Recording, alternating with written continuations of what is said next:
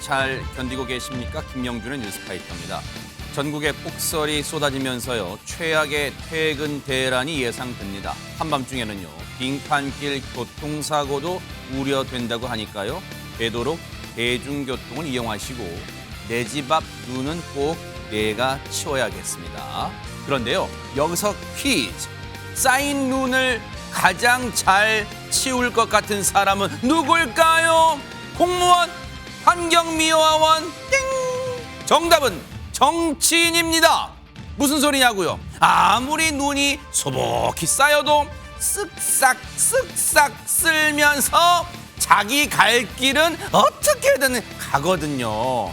1월 9일 화요일 김명준의 뉴스파이터 눈길 위로 조심히 천천히 안전하게 출발해 보도록 하겠습니다.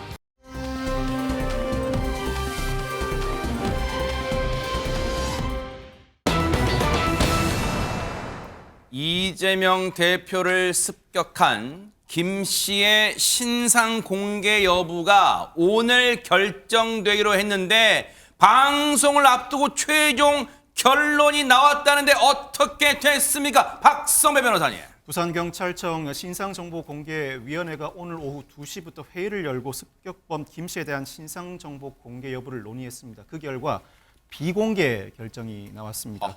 위원회는 7명 이상으로 구성되고 반 이상 외부인이 참여하게 되는데 세부 체크리스트를 토대로 다수결로 결정합니다.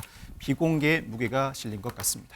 아니 근데 지금 시청자분들 많은 국민분들이 의아해하실 수도 있어요. 왜냐하면 자칫 잘못하면 이번 사건으로 이재명 대표가 상당히 심각한 상황, 정말 목숨을 잃을 수도 있었을 것 같다는 그런 위중한 상황이었는데 저런 흉악한 짓을 저지른 사람의 신상을 공개를 왜 거부하기로 했을까요? 박성배 변호사님. 이 사건은 이런 신상정보 공개 요건에 부합하기는 합니다. 민주주의 질서를 교란한다는 중대한 피해가 발생했고 국민적 관심 사안으로서 유사한 범죄 예방과 국민의 알 권리를 충족할 필요성도 존재합니다. 그렇지만 기존의 사건에 비춰보면 형평성에 반한다는 반론도 제기될 법합니다. 그 이유가 기존의 신상 정보가 공개된 사안들은 모두 살인 기수 범죄로서 상당히 잔인한 범죄였습니다. 그렇지만 이 사건은 살인 미수 범죄입니다.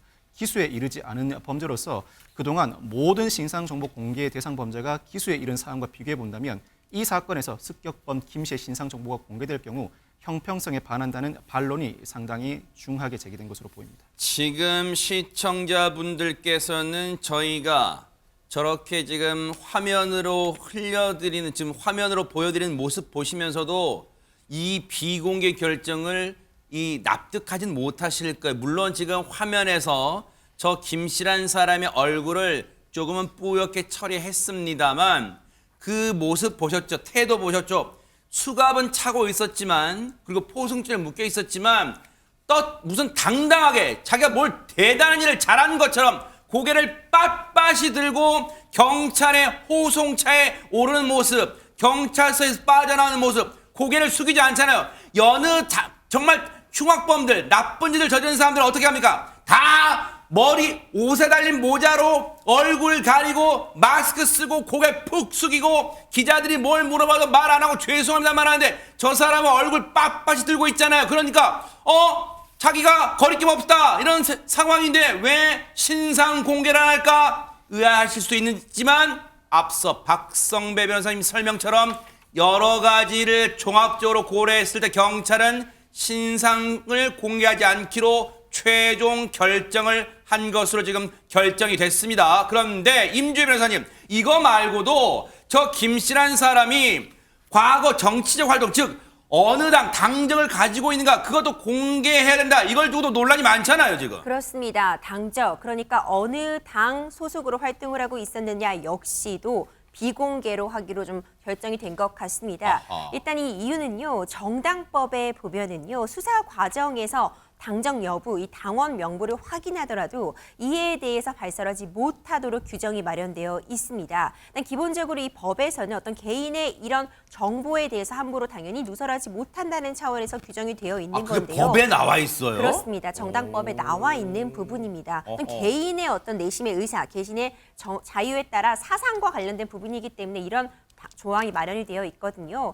법에 따라서 일단 기본적으로 공개를 못하고, 하지만 이번 사건 같은 경우에 사실 어느 당적을 갖고 있었는지, 당원이었는지 여부가 많은 관심을 받았잖아요. 네. 하지만 그것을 떠나서 중요한 거는 폭력은 절대로 허용될 수 없는 그런 행위이기 때문에 네. 일단 수사 결과에 따라서 추가적으로 나중에 뭐 당적이 협의에 따라서 공개가 될 가능성은 남아 있겠지만 일단 법상으로는 불가하고, 이에 따라 현 시점에서는 공개하지 않기로 했습니다.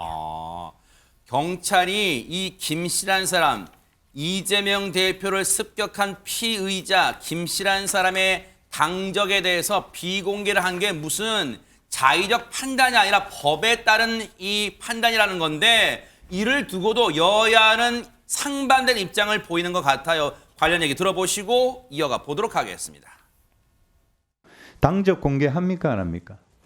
일단 현재까지는 관련 법이 있기 때문에 그 근데 법에 그게요. 의하면은 사실은 공개가 저희 마음대로 임의로 할 수가 없는 그런 내용이라고 그렇지 판단하고 않습니다. 있습니다. 네. 다 공개가 돼 왔고 이게 거의 사문화된 조항입니다. 그리고 이것은 범행 동기를 밝히는 데 있어서 결정적인 단서가 되는 것입니다. 맞습니다. 그리고 국민의 네. 알 권리 차원에서 예. 이제는 이 공개 안 하면 안 되는 수준까지 와 있는 거예요. 실제 법 집행 기관에서는 결정적일 때는 그 법의 규정을 따라야 됩니다. 이것도 정당법 24조에 보게 되면은 이걸 사실을 공표했을 경우에 처벌 규정이 있잖아요. 이 쉽게 발표할 수 있는 문제는 아니다. 종합적으로 잘 판단해야 된다. 들으신 것처럼 여야는 첨예하게 피의자 김 씨의 당적 공개 여부에 대해서 일단 엇갈린 입장을 보이고 있어요. 그런데 이런 가운데 피의자 김 씨의 이재명 대표를 습격하기 전날의 행적도 지금 속속 드러나고 있잖아요. 최정화 기자님. 네, 이재명 대표를 습격하기 전날에 이 영상이 공개됐습니다. 어허. 김 씨의 모습이 담겨져 있는데요. 네. 아마 이 영상 보신 분들도 계실 거라 생각하는데 일단 이 영상 함께 보시죠. 네. 범행 전날 김해 봉하마을에서 포착된 김 씨의 모습입니다. 허공에 대고 지금 무언가를 이렇게 찌르는 듯한 뭐 하는 거야, 기이한 지금? 이런 기이한 행동을 반복하고 있는데요. 이재명 대표를 습격할 때와 비슷한 동작으로 세상에. 보여집니다. 이 김 씨는 이날도요 흉기를 가지고 있었다라고 경찰이 밝힌 겁니다. 세상에 지금 보세요. 우리가 지금 눈으로 보고도 지금 믿을 수가 없어요. 지금 저게 일단 저 상황에서는 낮 상황이고 주변에 사람이 많다 보니까 지금 문서 뭐 종이 같은 걸 들고는 있지만 지금 행동은 영락없이 흉기로 누군가를 공격하는 그런 행태입니다 지금. 그렇죠. 그러니까 이제 범행 전날에도 저 흉기를 소지하고 있었다는 사실이 상당히 중요한 거죠. 세상에. 그러니까 말인즉슨 그 범행 일자가 1월 2일이었잖아요. 네. 이게 바뀌었을 수도 있다는 얘기인 거죠. 아하. 그리고 무엇보다 중요한 것은 이것이 어떤 이 범죄를 사전에 미리 계획한 것이 아니냐. 아하. 이것에 대한 판단 기준을 제공한다는 것도 중요한 포인트 중에 하나라고 할 수 네. 있을 것 같습니다. 경찰에 따르면은 이 피의자는 작년 4월에 인터넷을 통해서 이 흉기를 구입을 했고 세상에. 그것을 그대로 가지고 있었던 것이 아닙니다. 양쪽 부위를 제거를 하고 칼날을 날카롭게 갈고 세상에. 이런 식으로 하고 또 테이프로 감싸고 어머. 이런 식으로 개조를 했다는 거예요. 더구나 이 개조 흉기를 전날에도 내내 소지하고 있었다는 사실. 그러니까 이 사람의 이동 경로를 보면 그 전날에 충남 아산에서 출발해가지고 봉하마을 평산마을까지도 갔었잖아요. 어머. 이 상황 내내 이 흉기를 가지고 있었다는 점이 상당히 중요한 포인트가 되지 않을까 싶습니다. 지금 저 영상과 김현주 평론가님의 설명을 같이 들으니까 너무 섬뜩하고 지금 온몸에 소름이 쫙 끼치는데 하재근 평론가님, 그런데 당시에 이재명 대표를 습격했던 저 피의자 김 씨를 도와줬던 사람이 있었다. 이것도 지금 논란이잖아요. 네, 조력자에 대해서도 수사가 이루어졌는데 네. 그래서 지난 7일에 충남에서 70대 남성이 방조 혐의로 긴급 체포가 됐습니다. 어허. 이 70대 남성이 김 씨가 작성했다는 이른바 그 변명문이라고 하는 그 문서 해결 망치게 예. 제목대 변명문이 뭐예요? 그렇습니다. 변명문이. 그거를 김 씨 대신에 우편으로 발송해 주기로 약속을 했었다고 했는데 어허. 조력자인 거죠. 네. 그런데 오늘 석방이 됐습니다. 석방된 이유가 뭐냐면 네.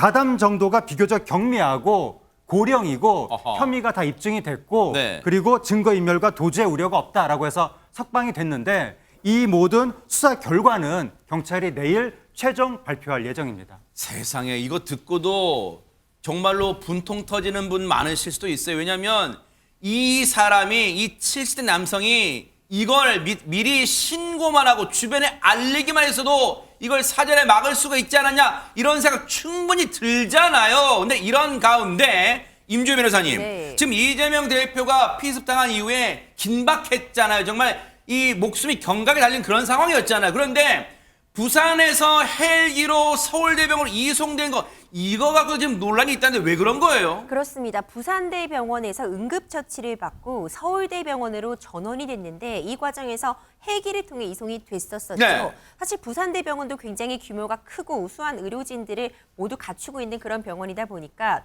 왜 이송까지 했어야 되느냐, 헬기로 이송한 것이 정당했었냐를 두고도 사실 말이 나왔었습니다. 아하. 이에 따라서요, 대한소아청소년과 의사회와 평택시 의사회에서 이재명 대표와 그리고 정청래 의원, 천준호 비서실장을 고발하기에 이르렀는데요. 어허. 그 고발 내용은요, 그러니까 결국 의료 체계의 업무를 방해했다는 내용이 필자로 하고 있습니다. 무슨 말일까요? 그러니까 헬기를 사용하고 원래 이송하지 않아도 되는 상황이었는데 이런 국회의원이라는 이런 신분이라든가 이런 상황을 이용해서 부당하게 전원을 요구했다라는 걸 골자로 하고 있는데요. 그래서 업무방해 내지 응급의료법 위반에 따라서 고발을 진행했다고 밝혔습니다. 아하. 이와 관련해서 민주당이 반박을 하고 나섰습니다. 얘기 들어보시고 이어가 보도록 하겠습니다.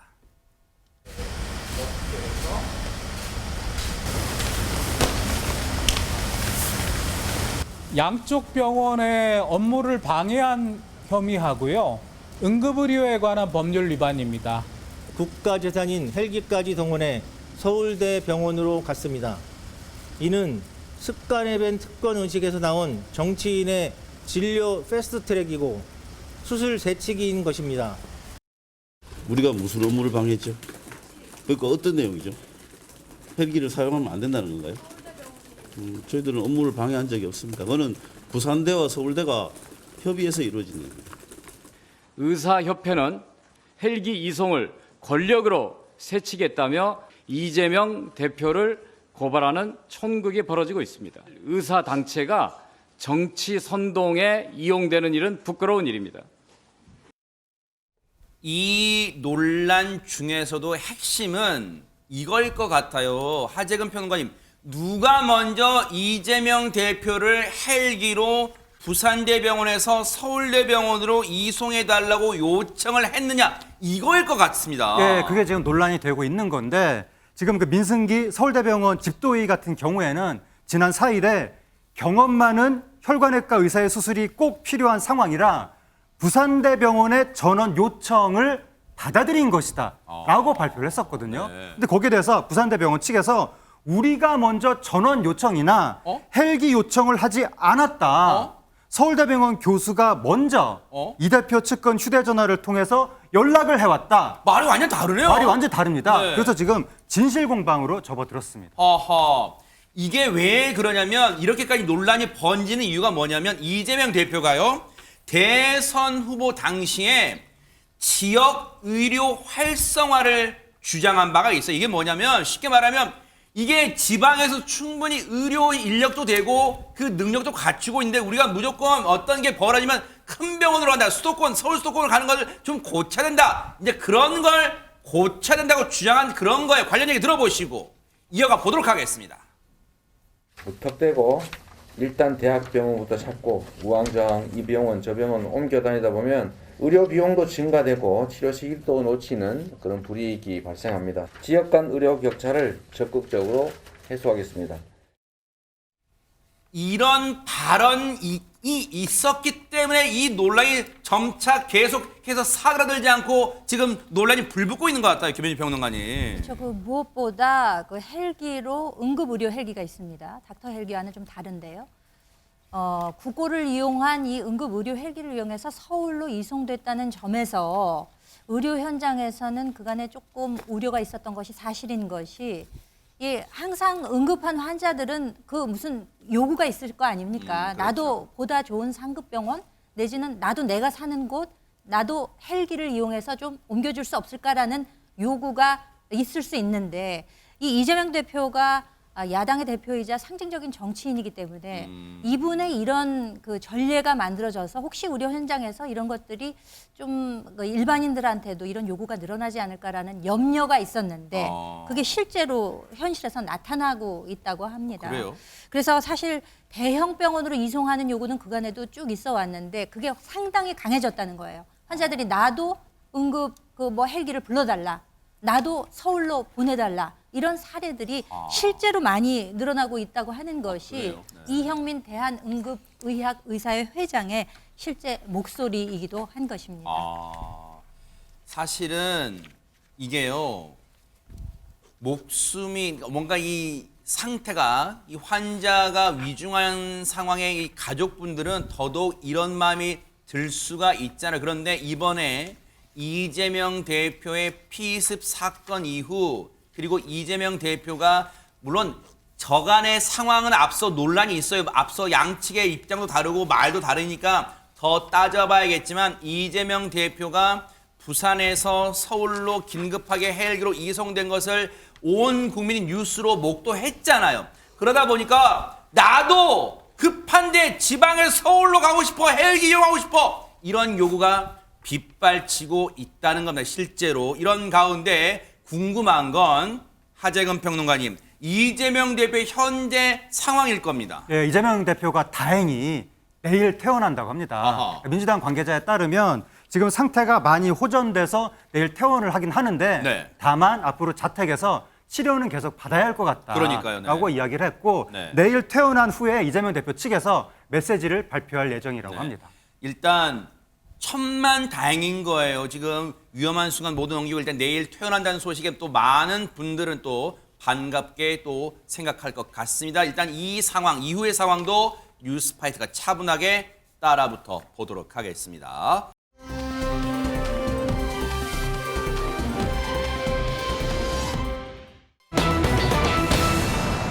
제목 보세요, 여러분. 교통사고 내고 해피 뉴 이어.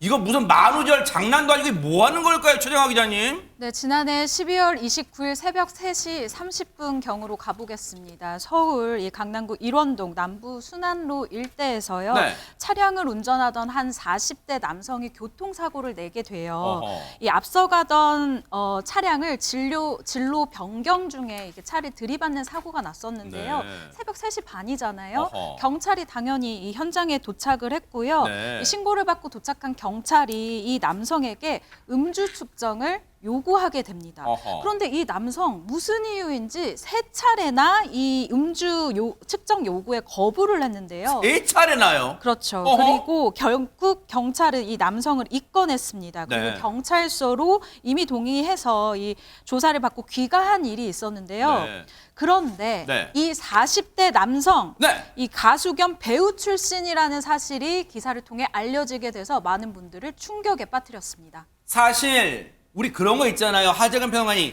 가수 겸 배우다 이 정도만 알려도 이른바 네티즌 수사대라는 분이 가수 겸 배우 40대 막 검색해 보잖아요. 누군지 뭐 밝혀졌어요? 네, 많은 사람들이 찾아봤는데 네. 바로 이름이 나왔습니다. 어머. 누구냐면 네. 그룹 UN 출신의 김정은 씨였습니다. 어머, 지금 얼굴 보고 다 아시는 것 같아요. 그렇습니다. 네. 그러니까 김정은 씨가 네. UN 출신인데 가수로서는 파도, 선물 이런 히트곡을 냈고 또 네. 배우로서도 궁, 로맨스가 필요해 이런 걸로 인기몰이를 했고 네. 그다음에 학교 다닐 때 전국 67등까지 해봤었다고 합니다. 전국 67등요? 67등. 전국 67등. 예, 와. 그러면서 서울대 치과대학을 자퇴했다고 해서 네. 굉장히 유명한 엄친아로도 알려졌던 인물입니다. 네. 아니 근데 뭐 일단 공부 잘한 건 알겠어요. 근데 임주혜 변호사님, 그 김정훈이라는 사람이 지금 이런 짓을 저질렀다는 건데 김정훈 씨라는 사람에 대해서 잘 모르시고 기억이 가물가물하신 분들을 위해서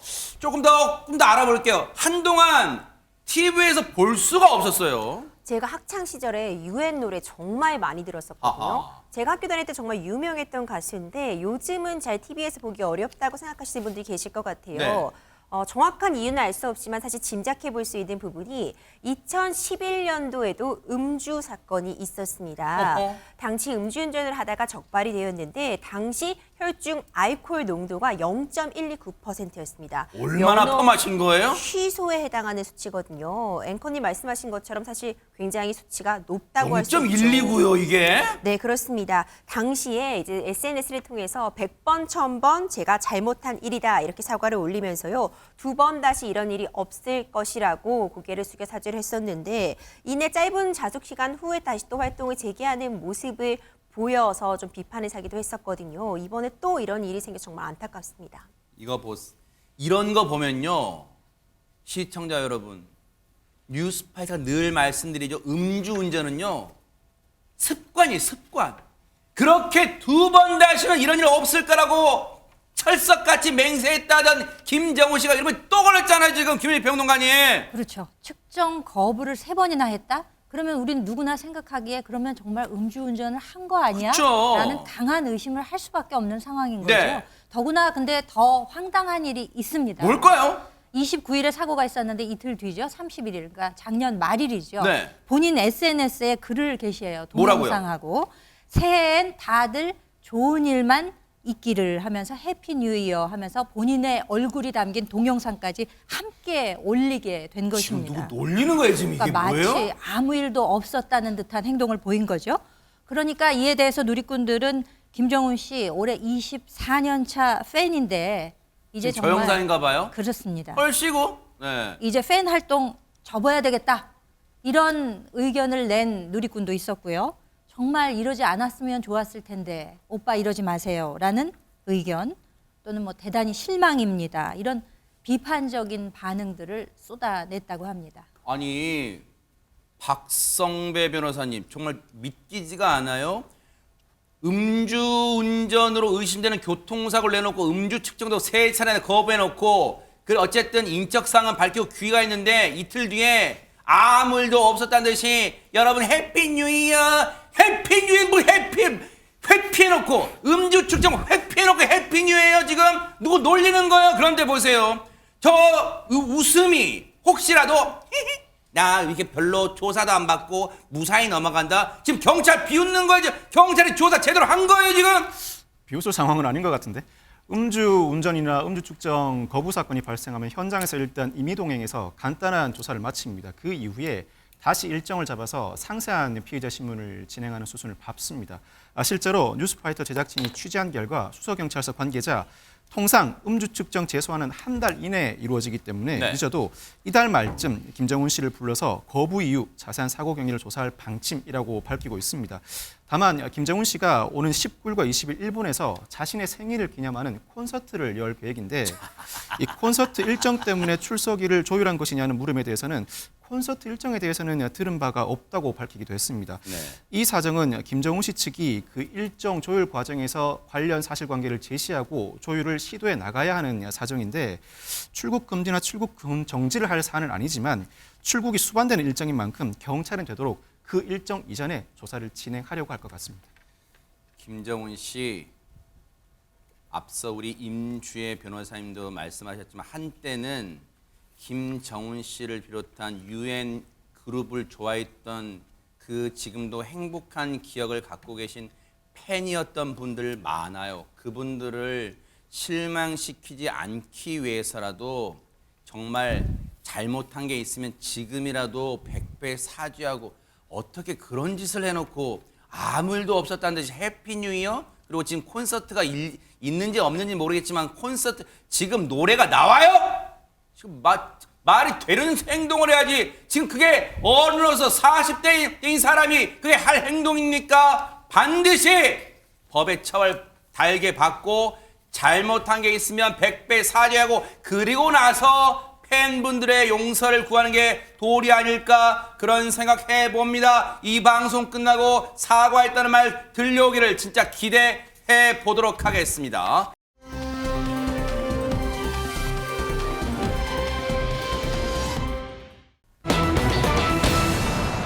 바꿔볼게요. 남자친구를 소개한다. 아니 누군데 이렇게 거창하게 제목까지 우리가 해드리는 걸까요, 최정화 기자님? 네, 바로 방송인 서정희 씨입니다. 어허? 서정희 씨가요, 어제 자신의 SNS를 통해서 이 남자친구의 모습을 공개를 한 건데요. 대박 사건. 앞서 서정희 씨가 지난 11월 달에 처음 열애 소식이 사실은 본인보다 이 기사 보도를 통해서 알려진 바가 있습니다. 어허. 이 남자친구를 직접 공개한 것은 이 열애설 이후 이번이 처음인데요. 그러니까 애초에 우리가 그 뉴스 보도를 다시 한번 보면 네. 이 서정희 씨가 결혼을 전제로, 그러니까 재혼을 전제로 열애를 하고 있다라고 되어 있는데 서정희 씨가 이에 대해서 시원하게 밝혔습니다. 어허. SNS에 입장문을 올린 건데요.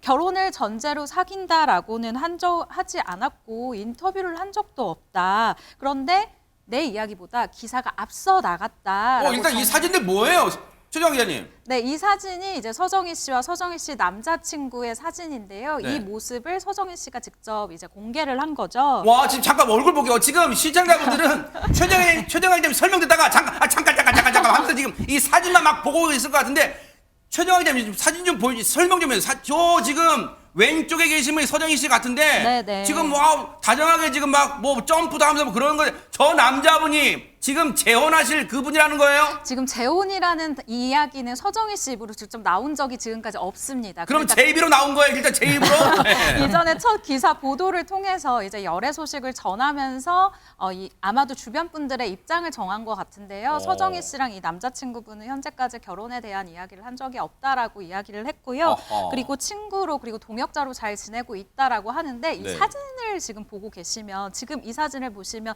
뭔가 공사장에서 함께 찍은 사진이 아니냐 이런 뭐 카페 생각이 이런 데가 아니에요, 이게 지금. 드실 거예요. 커플룩 치고는 좀 특이한데라고 생각하시는 분들도 있으실 텐데 이 두 분이 어떠한 이제 뒤에 나오겠지만 네. 한 공간을 함께 이제 인테리어를 하면서 커플 사진을 찍으신 것으로 이제 추측이 또 되어집니다. 우리 최정화 기자님도 방송을 잘 하셔가지고 궁금증 막 유발 뒤에 막 안 가르쳐주고 뒤에 나올 거예요 막 이렇게 하고 계시는데 일단 하재근 평론가님 두 분 보니까 일단은 사진에 SNS 공개된 사진만 봐도 뭔가 좀 달달함이 좀 묻어나긴 하는 것 같습니다. 예, 엄청나게 달달한 느낌이 듭니다. 수많은 솔로 분들이 지금 막 속이 쓰리지 않을까. 그렇죠. 연초도 속 쓰려요 지금. 그런 네. 생각이 들기도 하는데 네. 서정희 씨의 지금 교제 상대 저 남성의 경우에는 네. 6살 연하의 미국 교포라고 합니다. 그래요? 직업이 건축가라고 합니다. 아하. 그리고 서정희 씨가 기독교 신자거든요. 어허. 서정희 씨가 뭐라고 그랬냐면 네. 그 남성은 믿음의 동역자다라고 표현했거든요. 그래서 동역자라는 함께 표현을 썼군요. 교회에 다니는 것 같습니다. 아. 그러면서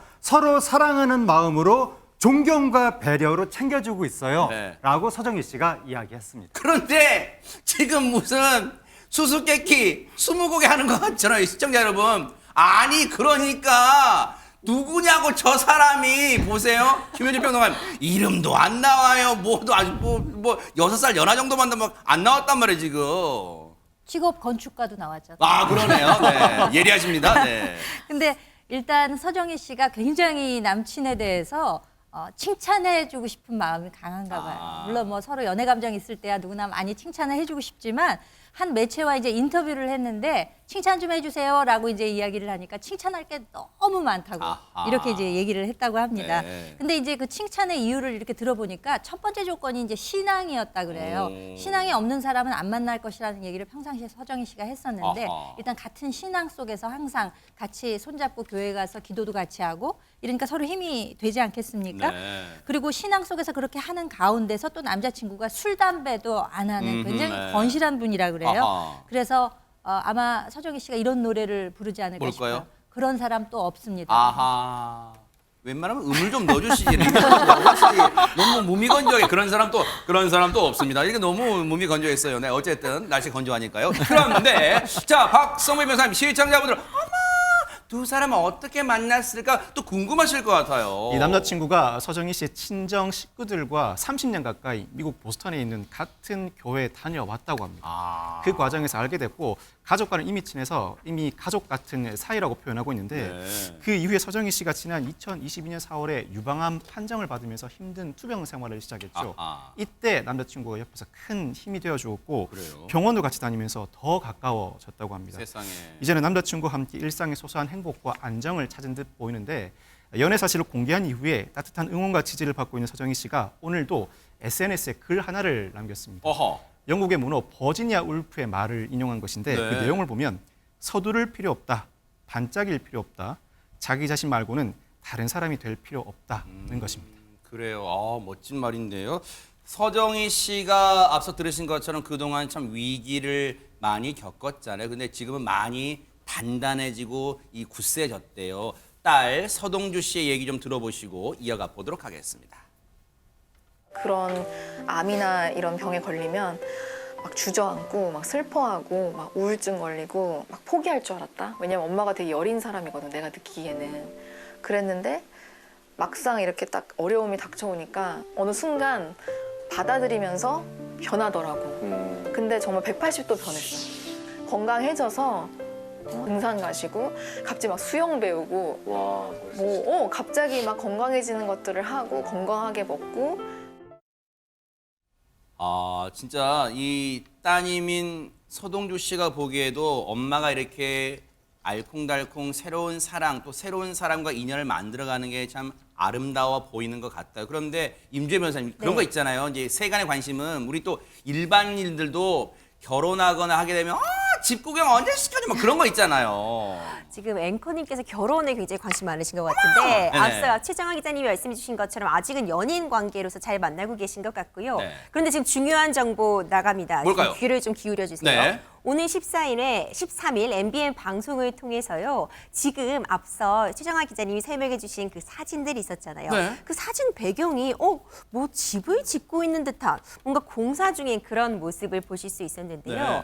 사실 서정희 씨가 정말 유명한 게 인테리어 감각으로도 굉장히 유명합니다. 그래요? 저도 사실 평소에 SNS 보면서 와 저렇게 플레이팅을 해서 드시네, 저렇게 꾸며 드실 수 있네 이런 걸 보기도 했었는데요. 인테리어 감각으로 유명한데 직접 집을 짓고 계신다고 혹시 이 합니다. 사진들이 그 집인가요? 그렇습니다. 어머! 사진에서 보이는 집들이 그 집인데요. 네. 13일 MBN 방송을 통해서 이 집과 함께 남자친구 이야기도 좀 해주시지 않을까 이런 생각이 드네요. 어머나, 혹시 임주혜 변호사님 SNS 친구시니까 혹시 초청 받으시는 거예요? 저 초청을 받지는 못했지만 어허. 저도 방송을 통해서 확인해 보겠습니다. 진짜 너무 아쉬운데 갔다 오시면 얘기 들려주세요라고 하려고 했는데 어쨌든 약간 맛보기 차원에서 새로 뭔가 두 사람의 사랑을 키워갈 공간도 공개됐는데 13일 날 MBN을 통해서 또 확인해 보실 수가 있어요. MBN 동침을 통해서 확인해 보실 수 있는데 보세요. 김현주 평론가님, 많은 분들이 서정희 씨에 대해서 그동안 많이 같이 아파도 하고 기뻐하기도 하고 또 했는데 이 소식만큼 진짜 반가운 소식 없을까 이런 생각도 들어요.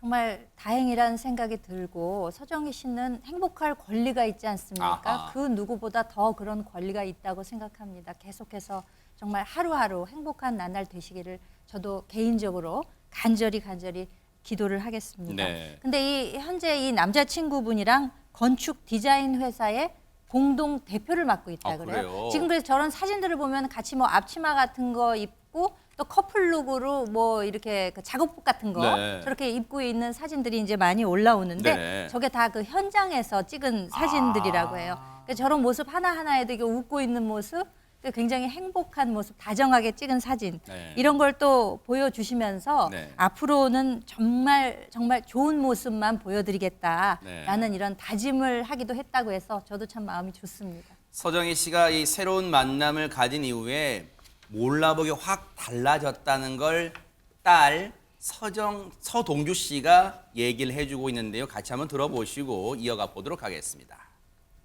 좀 유해지신 것 같아요. 여유가 좀 생기신 것 같고. 네, 그래서 원래는 좀 예민하고 세심하고 왜냐면 아티스트니까 네. 그런 면이 있었는데 지금은 좀 더 막 부드럽고 예전 같으면 분명히 날카롭게 이렇게 화를 냈을 것 같은 그런 상황에도 그럴 수 있지 뭐 이러고 굉장히 여유 있게. 좋다. 사실 서정희 씨의 오늘에 있기까지 최정아 기자님 친구 같은 역할을 해준 따님 서동주 씨 역할 무시 못해요, 진짜. 너무 정확한 이야기다라는 생각이 드는데요. 이 미국 변호사 겸 방송인으로 활동하고 있는 서동주 씨도 어머니의 이 연애를 적극 찬성하고 있는 방금 그런 영상이었던 것 같습니다. 참 두 사람 보기 좋네요, 진짜. 네, 그 사실 실제로 서동주 씨를 만나도 정말 그러니까 엄마에 대한 이 사랑이 정말 남다른 분이기도 하거든요. 서동주 씨 같은 경우에는 지금의 우리 오늘 주제는 남자친구 분이니까 이 남자친구 분에 대한 이야기를 살짝 하자면 당시에는 지인이었지만 현재는 이 남자친구였던 이 분을 서동주 씨 이미 초등학생 때부터 알고 지냈었다고 해요. 그래서 이미 친한 사이였기 때문에 지금도 너무너무 편한 관계다라고 얘기를 하고요. 또 서정희 씨만큼 이 서동주 씨도 지금 그 엄마의 남자친구를 너무 좋아한다고 일단 대화가 너무 잘 통한다라고 이야기를 합니다. 정말 든든한 지원군이 돼준 따님 서동주 씨의 역할 너무 든든할 것 같다는 생각도 들고 정말 13일 날 공개되는 그 얘기에 많은 분들이 또 눈과 귀를 또 주목할 것 같아요. 그때 한번 보겠습니다. 축하드립니다.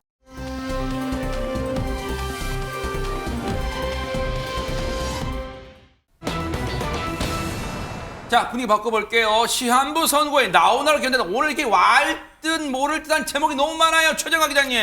네, 말 그대로 시한부 선고를 받고 가수, 그러니까 가황 이 나훈아 씨의 노래를 들으며 견뎠다라는 이야기를 하신 분이 있는데요. 이번에는 이렇게 반전도 있고 사연도 있는 무대가 불타는 장미단을 통해 전해지면서 시청률 1위 자리를 붙이기를 나섰습니다. 그런데요, 이 나훈아의 노래로 암을 이겨낸 사연을 전해드리기에 앞서서 이 사연보다는 일단 나훈아 씨의 노래를 안 들어볼 수가 없잖아요. 맞아요. 그래서 준비를 해봤습니다. 13살 신동의 목소리로 이제 나훈아 씨의 노래를 들어보실 텐데요. 영상 함께 보시죠. 누굴까요, 네?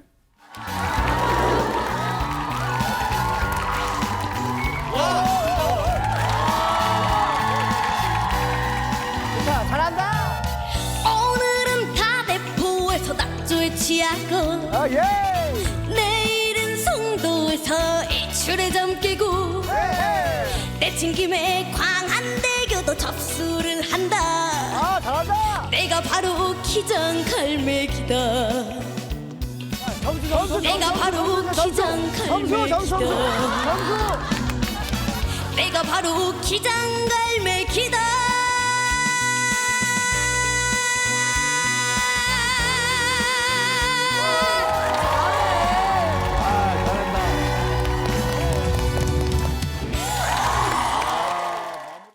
아니 많은 분들이 부산 갈매기 이 노래는 많이 알지만 하지금 평론이 기장갈매기 언제적 노래예요, 나훈아 씨? 바로 작년에 나왔던 나훈아 씨의 신곡이죠. 나훈아 씨 히트곡을 불렀다고 해서 과거 히트곡을 부른 줄 알았는데 최신곡을 부른 거예요. 대박 사건. 근데 이 노래를 불렀던 당사자가 바로 2011년생 트로트 꺾기 신동 김주은 양인데 어떻게 우리나라에서 신동이 끊이지가 않습니다. 계속 나온다, 신동이. 요번에 또 이제 김주은이란 신동이 이제 시청자들한테 소개가 됐는데 또 저기서 이렇게 노래를 부르면서 춤도 추고 저 노래에서 기장 갈매기 춤이라고 해서 갈매기처럼 이렇게 날갯짓을 하는 저 춤이에요. 예, 저 춤이 유명하거든요. 그래서 댄스 동호회에서도 히트를 했었고 일반인들이 저 춤을 추는 챌린지도 유행을 했었는데 이번에는 저 춤을 불타는 트롯맨들이 마치 보디가드처럼 김주은 양 뒤에 쭉 서서 함께 추는 모습이 상당히 이채로웠습니다. 뭔가 이 삼촌들이 뒤에서 화합의 무대를 꾸며줬는데 아니 근데 최정아 기자님 앞서 설명 중에 이번 무대는 뭐 감동과 반전이 있다고 하셨는데 지금 주은 양이 노래 잘하는 거 뭐 반전 감동하고 좀 거리 멀잖아요. 네, 이미 불타는 장미단을 통해서 이 불타는 장미단 신동편을 통해서 사실은 주은 양의 이 노래 실력은 아마 시청자분들 많이들 알고 계실 것 같은데요. 이번엔 주은 양의 노래가 아니라요. 주은 양과 함께 나온 이 사람의 노래가 깜짝 반전이었다고 합니다. 함께 보시죠. 안녕하세요. 주은이 아빠 김일환입니다. 반갑습니다. 사실 예전에 아빠랑 제가 같이 방송에서 듀엣 무대를 한번 한 적이 있었는데 처음이 아니시네요. 네, 그런데 이제 아빠가 그때는 너무 긴장을 하셔서 노래 부를 때 제 파트도 막 뺏어서 부르시고 그래서 통편집이 됐거든요. 그래서 우리가 못 봤던 거구나. 자, 오늘은 통편집 안 됩니다. 아버님 자신 있으시죠? 예, 잘해보겠습니다. 바람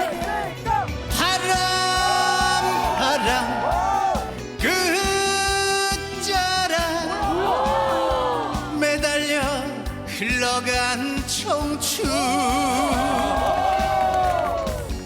돈이 겉만 값어치 약한 동전 같았던 개서름 그 누가 알까 잘해요 자존심을 내 목숨보다 더 사랑한 지난 날 아픔 속에는 눈물방울 삼키며 오늘을 위하여 모든 세월 나 여기 왔다 인생은 지금부터야 인생은 지금부터야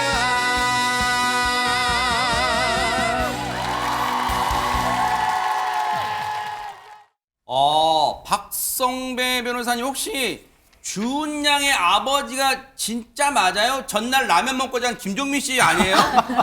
주은 양의 아버지가 실제로 맞는데 노래 들어보니까 깜짝 놀랐습니다. 어허. 일반인으로 보이는데 노래를 상당히 잘하시네요. 힘도 어허, 있고 네. 꺾기도 능하신 것 같고 딸을 가르쳐주고 싶은 마음이 간절할 것 같습니다. 진짜 노래 잘하네요 진짜. 이 아까 말씀 들으신 것처럼 이 두 사람은 이전 무대에서도 한번 듀엣 무대를 보인 적이 있는데 네.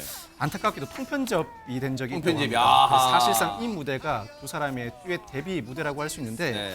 과거에 주은 양은 아빠에게 트로트를 배우다 보니까 서로 싸우게 된다고 불만을 토로한 적이 있습니다. 아빠는 아빠대로 더 잘할 수 있게 동기부여와 자극을 주고 싶었다는 취지신데 네. 사실 가족끼리 서로 가르치고 가르침을 받다 보면 싸우기 마련이죠. 네. 내 마음 같지 않다는 게 한쪽 입장이고 맞아요. 운전도 가족한테 배우면 안 돼요. 네. 예, 다른 쪽은 하나하나 간섭한다는 느낌이 들 텐데 아버지 실력을 보니까 충분히 가르칠 만한 자질이 된 것 그러니까, 같습니다. 대단하세요. 다만 딸이 아직 어리니까 네. 조금만 참아주시면 어떨까 싶습니다. 네. 김주은 양의 아버님 노래 실력이 반전인 걸 인정해요. 그런데 최정학 장님 이게 감동까지는 아닌 것 같은데요. 그게 아마 불타는 장미단 매주 무대를 보시면서 눈이 그리고 귀가 많이 높아지셔서 그런 것 같은데요. 네. 그래서 우리가 초반에 보여드린 그 제목에 집중해 보도록 하겠습니다. 아, 네. 나훈아 노래를 들으면서 이 시한부 선고를 이겨낸 그 감동의 사연을 지금부터 들려드릴 텐데요. 그래요? 네. 지금 이 사연의 주인공은요. 만인의 시아버지였다고 합니다. 네. 과연 누구였을까요? 영상으로 함께 어허, 확인하시죠. 네. 미단에 오는 여성들마다 죄다 애녹 씨 팬이라고 뭐 기분이야 너무 좋죠. 어떤 노래 준비하셨나요? 너와 나의 고향. 노래를 선택한 이유가 있을까요? 아버님께서 그때가 위암 말기셨었고 저희 돌아가신다고 하셔서 수술을 받으셨거든요. 그래서 저 다 돌아가신다고 하셨는데도 그걸 다 이기시고 그때 이 노래를 많이 들으셨대요. 하나, 둘, 셋, 넷. 미움이 변하여 사랑도 되겠지. 마음을 달래며 알뜰히 살리라. 정처 없이 흘러온 길 상처만 쓰라린데 구름 머무는 정든 땅에서 오손도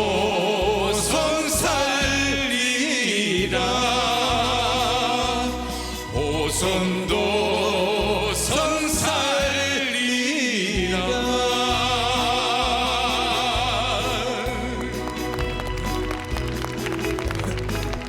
인사할까요?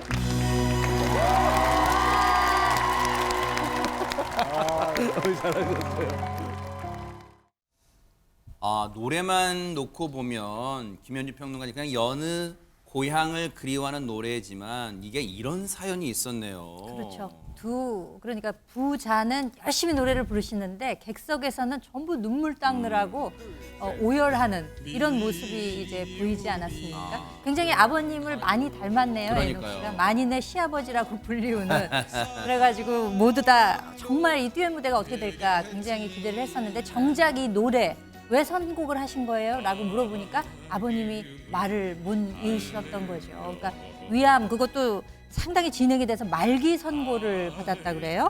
그래서 돌아가실 거라고 임종 예배를 하고 수술대에 올랐는데 수술하고 나서도 한 2개월 정도밖에 못 사실 거다라는 시한부 선고를 받았다고 합니다. 그런데 나훈아 씨 노래를 들으면서 힘을 냈다는 거죠. 그래서 기적적으로 다시금 일어서게 되신 거죠. 그러니까 정말 참 이 노래의 힘이라는 거 그리고 본인이 어떤 의지를 갖느냐에 따라서 좀 다른 결과가 나올 수 있다. 그래서 이 부자의 모습을 보면서 굉장히 저도 이게 흐뭇한 미소가 지어지고 또 에녹 씨 본인도 그랬대요. 아버지가 평상시에는 굉장히 과묵하신데 이런 트롯 노래 같은 것만 나오면 굉장히 흥이 절로 나오는 그러니까 아버지를 닮지 않았나 그러네요. 이런 이야기를 본인도 자주 한다고 합니다. 아, 멋지네요. 이 에녹 씨의 아버지가요. 근데 아들 에녹 씨와만 무대에 선 게 아니라 이게 무슨 말이지 하실 거예요. 영상으로 만나보시고 이어가 보도록 하겠습니다.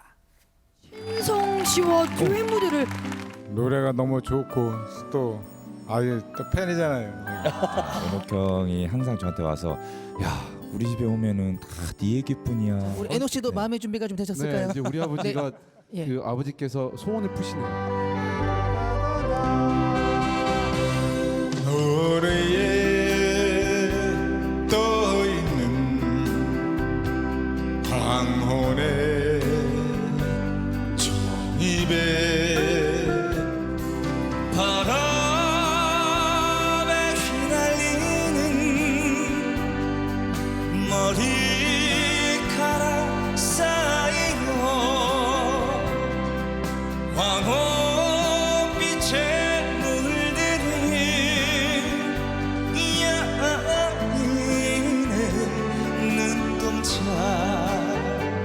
저기 들려오는 조개들의 옛 이야기 말없이 거니는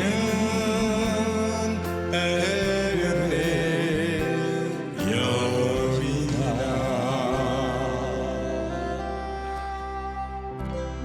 이렇게 건강하게 살아계셔서 너무 이 무대가 소중하고 감사하고 그러네요. 아들인 에녹 씨의 말에 답이 있는 것 같아요. 하재근 평론가님. 예, 저 에녹 씨 아버지가 나훈아 씨 노래를 들으시면서 암투병을 이겨내셨다는 그 사연이 정말 감동적인데 옛날에 왜 엔돌핀 열풍이 있었잖아요. 맞아요. 사람이 엔돌핀 나오면 건강해진다고.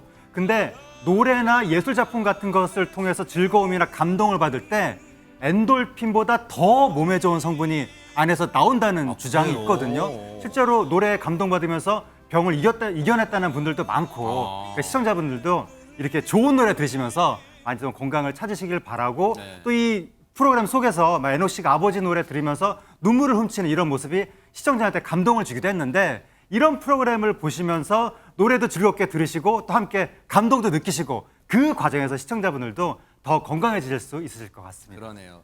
불타는 장미단이란 프로그램이 이 불타는 트롯맨들의 노래 실력만 뽐내는 게 아니라 이렇게 가족 사랑도 보여드려서 아마 그래서 시청률도 고공행진하는 거 아닌가 이런 생각해 봅니다. 다음 편도 기대를 해 볼게요.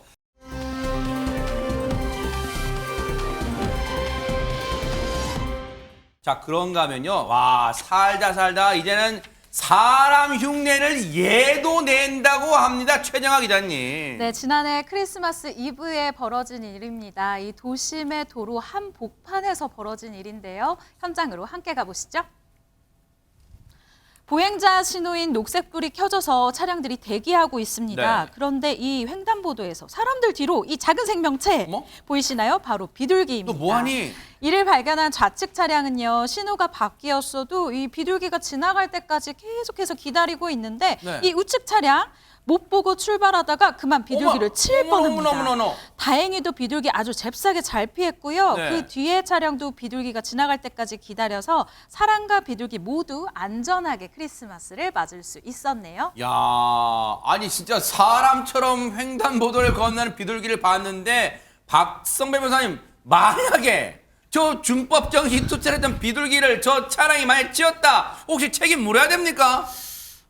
차량이 비둘기를 치었다면 책임을 묻기는 어려워 보입니다. 눈에 쉽게 띄지 않으니까. 네. 다만 비둘기를 피하려다 차량 사이에 사고가 발생한다면 이때는 결정적인 사고의 원인을 비둘기가 제공했으니 관리 주체가 있다면 관리 주체에게 책임을 물어야겠지만 관리 주체가 있을 리가 만무하죠. 네. 비둘기의 책임을 못 묻고 다만 사고를 당한 차와 피한 차 사이에서는 피한 차가 전적인 책임을 져야 합니다. 아하. 피한 차 입장에서는 억울할 수도 있죠. 만약 이 사건이 재판부로 사건이 진행되게 되면 네. 아마 재판부는 천재지변과 유사하게 자연력 여부를 공개하게 될 것 같습니다. 네. 적어도 50%의 책임은 덜어줄 것 같습니다. 그래요. 어쨌든 비둘기가 무사해서 천만 다행이었습니다.